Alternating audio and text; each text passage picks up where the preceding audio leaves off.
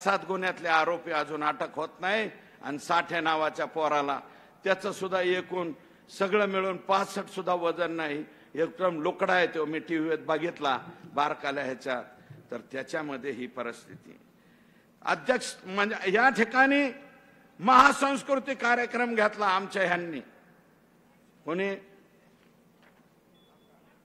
आका महासंस्कृती महोत्सव बीड 2024 सगळा मिळून खर्च झाला 10 लाख.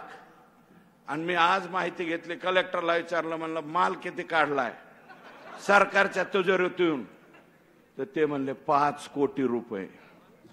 सगळा मिळून खर्च 10 लाख झालाय त्या महोत्सवाचा. 5 दिवस महोत्सव चालला, कुठलं बी येंडू गोंडू काही उचलून आणायचं तिथं ठेवायचं, अशा पद्धतीचा तो महोत्सव. 5 कोटी रुपये खाल्ले. 10 लाखाच्या अजून कोणतं तुमच्याकडे नवीन आयटम आलाय का? 10 लाखात 10 लाख डालो 5 कोटी मिळवो. मिळवलेत. हे महासंस्कृती कार्यक्रम मुंबईच्या एका एजन्सीला काम मिळालं होतं, ते काढून वाल्मिक यांनी मिनाज फारुकी नावाच्या माणसाला दिलं. याचे सुद्धा अकाउंट चेक करा म्हणून मी सीबीआय कडे आणि त्या ईडी कडे चौकशी देणार आहे. हा बघा मिनाज फारुकी, हे परभणी जिल्ह्यातला मिनाज फारुक. वाल्मिक 5 कोटीचं बिल काढलं, 10 लाख रुपये खर्चा, 4 कोटी 90 लाख रुपये जेब में.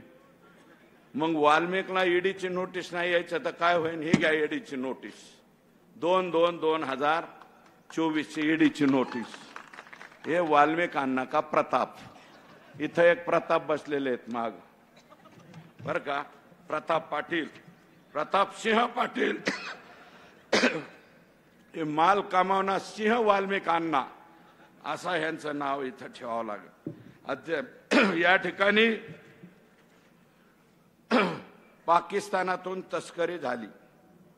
गुजरातमध्ये 60 कोटींचं 173 किलो ड्रग पकडलं. आणि एक बातमी आहे दिव्य मराठीची 8 महिन्यापूर्वीची बर का, ही काढून आणली मी, तुम्हाला सुद्धा टाकतो, तुमच्या खासदार ओमराजेंना टाकतो, आमदार आमचे राणादादा असतील, स्वामी साहेब असतील, सावंत साहेब आले नाही, त्यांचं स्वतःचं ऑपरेशन आहे, मला वाटतं त्यांचा पुतण्या का कोणतरी आलेला आहे, पण त्यांचं ॲक्च्युअल हार्टचं ऑपरेशन तिथे आहे, त्याच्यामुळे ते आलेले नाहीत. मला स्वतः तर ते बोलले, यांना असं परिस्थिती आहे. याच्यामध्ये ड्रग महाराष्ट्रातील 3 5 अटकेत 3 दिवसात 890 कोटीचे ड्रग जप्त.